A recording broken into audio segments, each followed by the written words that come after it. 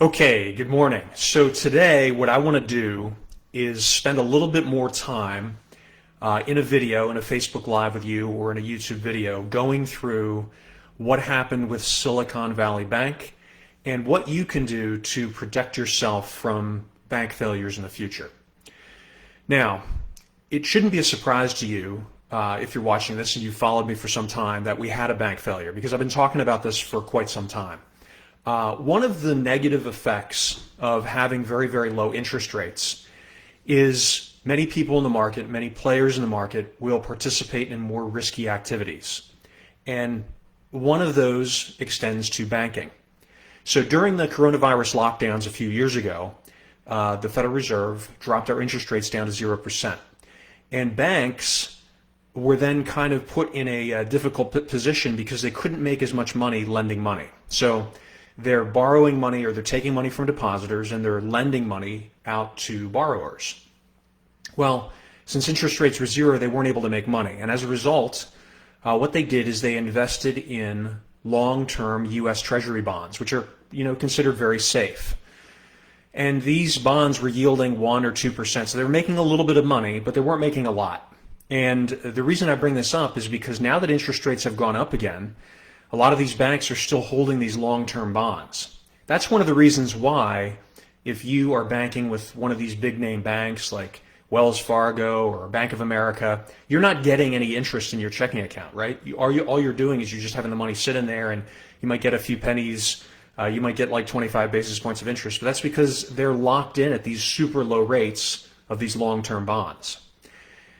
Now, we know that with interest rates going up, that's caused a lot of businesses to not be as profitable. And so with Silicon Valley, what happened was many of the depositors went and pulled their money out because they're trying to keep their businesses going, even though they're not making as much money and it's harder to raise cash. Well, as a result of that, the bank, which is holding all these long-term bonds, now had to sell the bonds. Their plan was to hold on to them and gain the interest from them, but now a lot of their depositors are calling for their deposits to be redeemed. Consequently, they have to sell the bonds in order to generate the cash, and that is what caused them to sustain major losses. Once other depositors found out that they probably were short on cash, that's when you had a bank run. Now, this is something that happens when interest rates go up, right? It's harder on banks.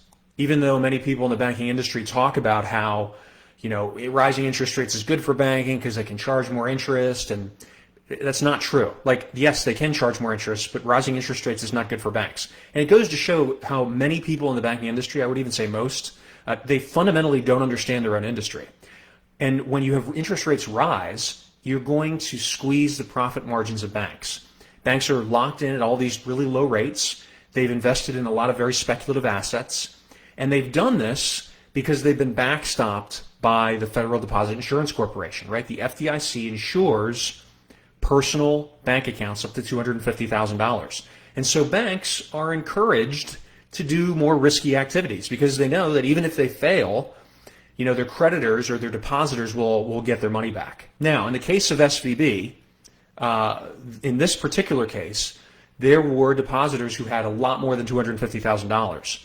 However, the federal government has now come in with a new program and said that we will backstop all deposits. So if you have any money and the bank collapses, we will backstop that. Now, this is a problem. And the reason why is because this really is what I consider to be the first stage of the pivot. Okay, I've talked about a pivot before. The Federal Reserve has talked a lot about fighting inflation. They're very serious about fighting it and bringing it down. But that is all talk, right? The Fed is made up of politicians. And what they're doing is they are talking tough on fighting inflation, but when push comes to shove, they will surrender. And that is what's starting to begin. In order to generate the cash to redeem these deposits, the FDIC is going to need to get the money from somewhere. And they're going to go to the federal government. The federal government doesn't have any money. They're going to go and borrow the money from the Federal Reserve. And the Federal Reserve is going to generate the money by creating it out of nothing. That is what causes inflation. And so when they talk about raising interest rates and shrinking the balance sheet to fight inflation, and then they're also backstopping billions of dollars in lost deposits, those are contradictions, right? They're working contrary to each other.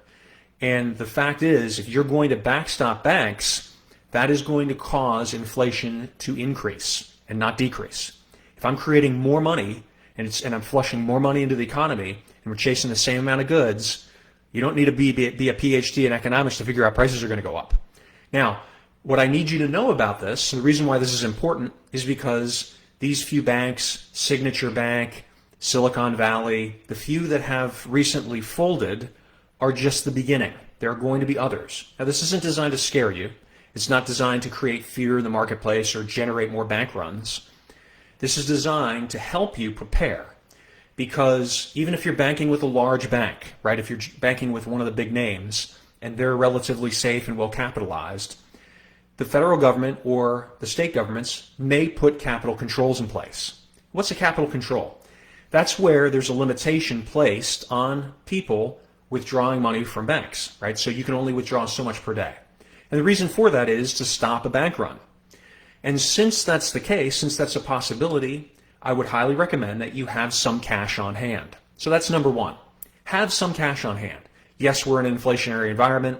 Yes, that sounds contradictory to be constantly reminding you of inflation, and cash is not good to have during inflation. However, as part of your emergency fund, you should have cash.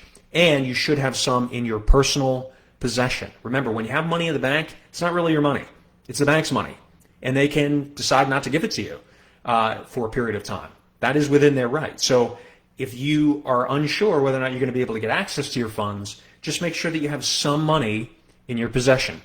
This doesn't mean that you're going to go pull all your money out of the bank and put it under your mattress. That's not what I'm saying. What I'm saying is you have to have some on hand. It's a good idea to have some on hand for you to cover your living expenses for a period of time. 2 months, 3 months. It's a good idea to have some cash, because I'd much rather you have the money and not need it than need it and not have it. You know, worst case, you don't need the money, but you have cash at home and you're able to spend it on different goods and services that you need in order to live your life. No harm. But if you need that money and you don't have it, you could find yourself in a bad situation. So keep this in mind. It's a good idea to have some cash at home. I've talked to you about this. If you've subscribed to my newsletter, I've written to you about it many, many times. Cash in your personal possession is important as part of your emergency fund. The second thing is that you should, if you haven't already, buy some gold and silver. Obviously, gold is a little bit more portable. It's smaller, so that's what's nice about it, is that you can put a very large denomination in a very small carrying case or in a backpack or something. It's very, very portable, so it's easy to carry around. But silver has much higher growth potential as far as the price, because silver is used or can be used in smaller transactions. Now, am I saying that we're going to be trading gold and silver for stuff? Not necessarily right now, but it is a good way to protect your purchasing power, to protect your savings against inflation, and owning some physically, I think, is very important. So again, having physical cash, paper cash, and having physical commodity cash, gold and silver, is very important. How much should you have? Again, I don't recommend any more than 10% of your net worth. Some people, we can go up to 20, 25% if you really are aggressive with this type of investing. But for most people that follow me, I don't recommend any more than 10%. And you can include that in your emergency fund too. You can say, hey, in my emergency fund, I'm going to have no more than 10% of that emergency fund cash in gold or silver. And again, this is designed to protect you, to hedge you against inflation, and to be available for you if you need it, if we were to have a currency crisis. Again, good to have it and not need it, than need it and not have it. So keep this in mind. In the next few months, we're going to see more banking crises. Don't let that shake you out of your investing plan, right? Our investing plan remains the same because it's got a long time horizon. But in the short term, it's a good idea to have some cash on hand.